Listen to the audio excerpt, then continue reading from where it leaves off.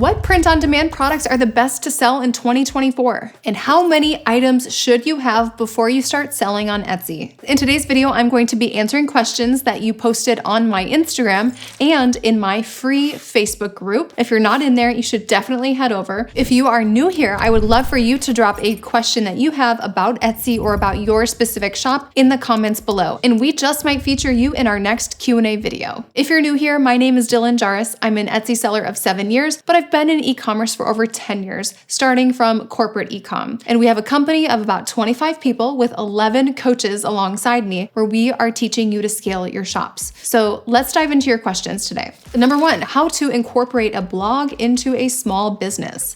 I would say, unless you are out of what I call the sprint and you already have consistent traction in your shop, I would probably not focus on blogging right now. I think that might be a huge distraction because blogging is similar to having an email list. You have to give. Gary Vee's saying is, jab, jab, jab, right hook. Alex Hormozi, he says, give until they ask. With a blog, you're going to be having to give so much value versus selling and directing them to buy something. So unless you truly have the time to dedicate to providing value through a blog, I would not focus your time on that. How to effectively do Facebook Marketplace for a print-on-demand business. I would note that you do not have to be selling in your local vicinity with Facebook Marketplace. Just a key here. But out of all the ways you can use Facebook for print-on-demand, I would not prioritize Marketplace at all. Marketplace is probably one of the last areas of Facebook that I would focus for a print-on-demand business. My question is, what product mix is good for an LGBTQ shop? We literally like everything. It's not a niche to me, so I'm kind of stuck on what to do with my main shop. We don't just like rainbows and unicorns. Meanwhile, it does get sales as well as my other two, just not as much as I'd like. I already know I need to clean house, just haven't yet. I wouldn't be thinking about products specifically. I don't think that type of customer is completely different than other types of customers, so I would just focus on products that have strong utility, that solve problems, that save time, and that make people money. I'm going on vacation for a few weeks. Should I put my shop in vacation mode? Absolutely not. I do have a video about this, about vacation mode. Never put it on vacation mode. Even when I had my 2 babies, I never once did vacation mode, and I don't think I ever will, because there's a much better workaround that will not hurt the momentum of your shop in such a strong way. How to do a listing title for digital products that describe its purpose, especially kids crafts, handprint, or activity crafts. I recommend really thinking about the age group. I also recommend thinking about what the parent is searching for. They're not necessarily looking for a handprint craft. They might be looking for a at-home activity for spring break or an airplane travel activity, something like that. So really think about the purpose that the parent is buying it for and the age group that it is for as well, because both of those are key searchable elements. What digital and what print-on-demand products should someone choose to sell on Etsy in 2024? We're thinking about this completely the wrong way. That's easy. We got to be thinking about who do we sell to in 2024, and then what digital or print-on-demand products would they want? Approaching this from a product-first standpoint is going to get you nowhere fast. So reverse your thinking and really start looking at customers before even thinking about what you would sell them. How to maximize my sales with stickers and niche designs. What SEO is good for stickers? How to use my skills in digital illustration to my advantage?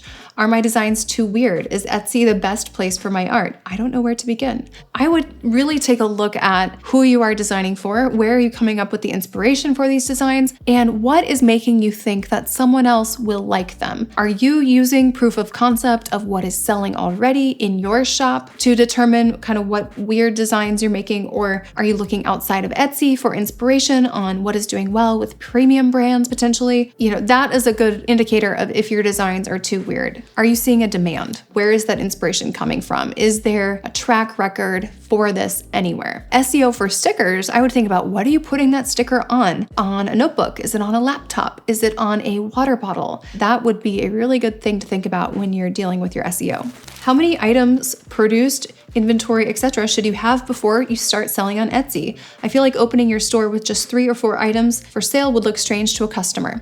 Well, a lot of customers are not shopping through your shop itself, they're shopping through search results. So don't even worry about that perception. I started my shop with 1 listing, and then I graduated to 2 and then 3. And for the longest time, I had fewer than 10 listings. Maybe try to get like 3 to 5 things up. That would be a really good goal. 3 to 5 different things that have very different SEO. Never wait to publish a listing until you have enough in the shop. I would just get 1 listing, publish it, and go from there. Someone says, one-day sales have been a great tool for our shop, especially during a slow day or week. We used to do them sporadically. Is there a negative impact to doing them too often? I've heard it said you can train your audience, but aren't most visitors new? I've been seeing a slowing without discounts, but I'm not sure if I need to sales more right now or less for a while. Okay, so one thing is I would say it depends on what your track record is. What are you known for? Do you have a strong foundation? Have you already gained momentum? Do you have enough regular customers who are coming back over and over where you think you actually are training them? I would say it's more likely that people shop with you once and they're not going to shop with you again or not shop with you again based on your pricing for something. It's going to be about the experience and the product, and if they feel like they got a good value. I would not be hyper concerned about training your customers as an Etsy shop.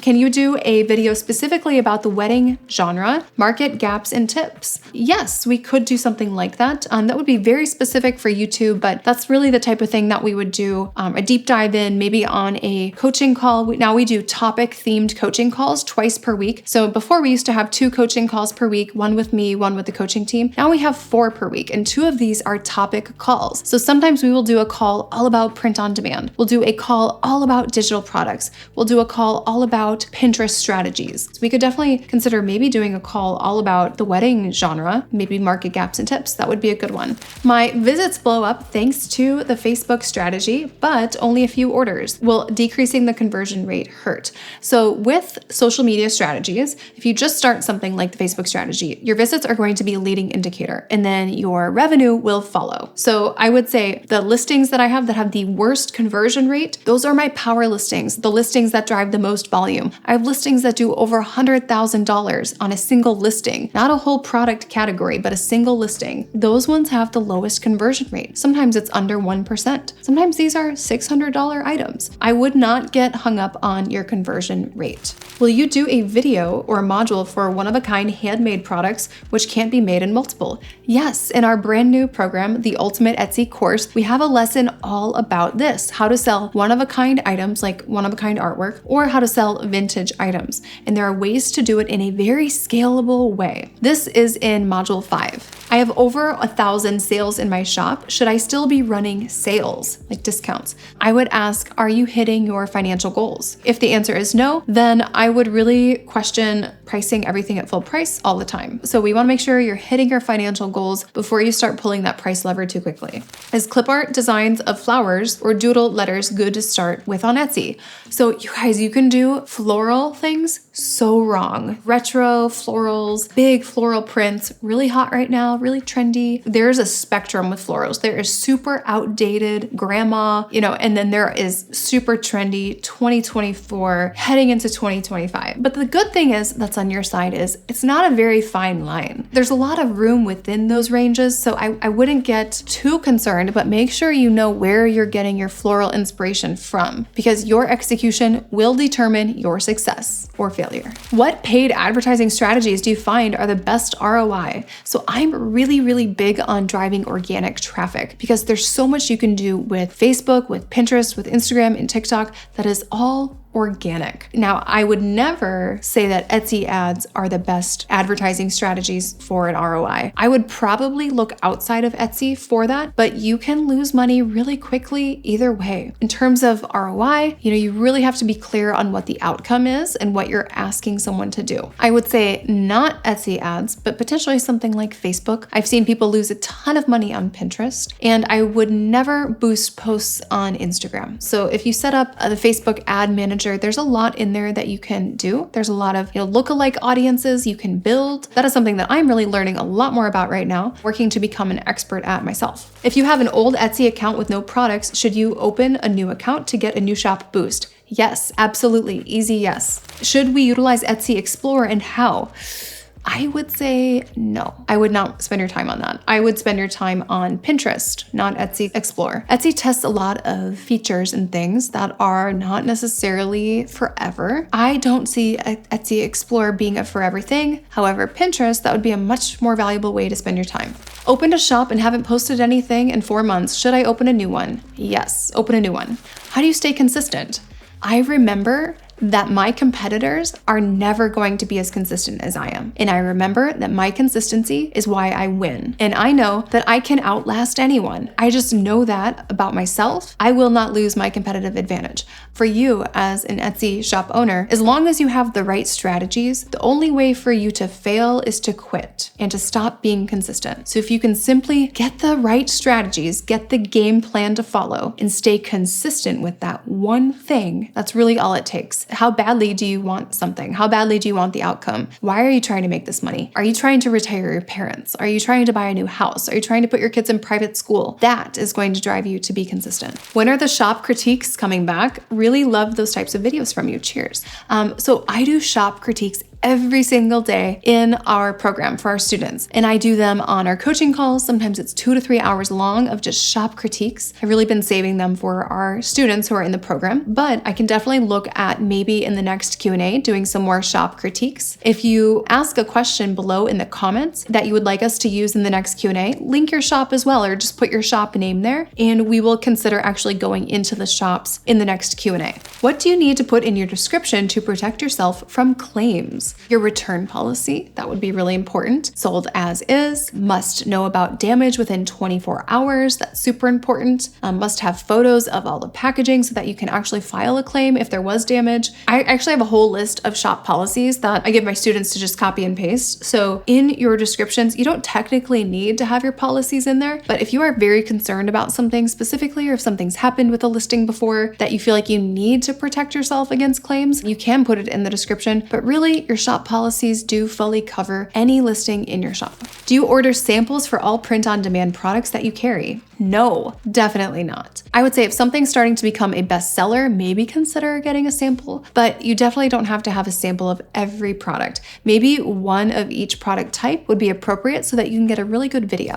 How to use Google or Pinterest or social media posts to find trends, step by step. This is all covered in our program in Module 2. I would go to that, and then if you have further questions, just send us a one-on-one private coaching message, and we can actually do that step by step for like a product category that you carry in your shop. Someone said they started selling custom digital planners. They created planners specifically for my customer using their specifications, and it's become your top seller. Recently, I'm offering it in a tiered pricing plan, $50, $100, $200, marked down 75%. However, the process takes a week of daily work. I'm not sure what I would do if I got more requests than usual in a week. I'm wondering if it's worth the time investment. How would you proceed with a digital product service like this one? Couple things. I would use templates, so where not the entire thing is customized. I would have really the base of it be a template. And then number 2 is that I would really focus on hourly wage. So with your pricing, I would plug it into a pricing calculator. We have one that spits out the hourly wage. You put in the number of minutes and your price and your cost. It is your time. So the number of minutes, let's say it's 120 minutes. We need to know what is your hourly wage for that if you're spending 2 hours on that. So hourly wage, know how much you want to make, how much you could make if you had another job, how much are you really willing to work for with Etsy, and then make sure that you are never pricing below that. Otherwise, it's not even worth your time to do custom requests. I'm getting started with my shop and I feel overwhelming pressure that I put on myself to get everything up and running. What are your suggestions for getting things done and not feeling overwhelmed? One step at a time. What we need is for you to see some quick wins. So I would get up one listing, right? Start driving the traffic. Get up another listing. Start driving the traffic. Get up another one. It's really just about taking it one listing at a time. And remember, done is better than perfect. You absolutely don't have to be perfect for the first things you put up, but at least have the right strategies in place and do your best to execute on them. Have a plan, try to execute. That's really all it takes. Each listing is going to get a little bit better, and a little bit faster every single time. So step 1 to accomplishing your end goal with Etsy is getting the listings up. just focus on that right now. What are other types of products you should list besides loss leaders? There are 7 types of products to have in your shop. Loss leaders, they're not gonna pay your mortgage. So loss leaders, their purpose is simply to scale your order number under your shop name. You need other product types that are going to scale your revenue and your profit. Our other 7 types of products are really focused on that. So loss leaders is one of the 7, the other 6, much more focused on revenue. Someone says, how do you optimize your photos for Pinterest? How do you utilize Facebook without spamming and posting your products everywhere? Those 2 strategies we really do reserve for our students, I do have to say. We have a couple thousand students that we help, so those are things that we do reserve for them. Email marketing platforms, there's a lot of options out there. A lot of people use MailChimp. It's free up to a certain level. It's easy to get started with. One that I really do not recommend, that I would steer you away from, is Klaviyo or Klaviyo, however you want to say it. I have Shopify, Etsy, and Amazon, and Klaviyo was recommended by the person who builds our website, but I really don't like it. So would not recommend that. But email marketing is very important to get into once you have traction, especially, and once you have time to dedicate to it. So very similar to the answer about starting a blog, only start email marketing if you have the time to really give value through your emails. I hope this was helpful for you. Don't forget to leave a comment with your questions and your shop if you would like us to use your shop in the context of answering those questions. And we'll see you guys in the next video. After I joined the program, I gained so much clarity. Dylan is a wealth of knowledge and she shares all of her secrets with you. That coaching aspect of it, you can't get that through reading or watching videos. That's what makes this program really unique.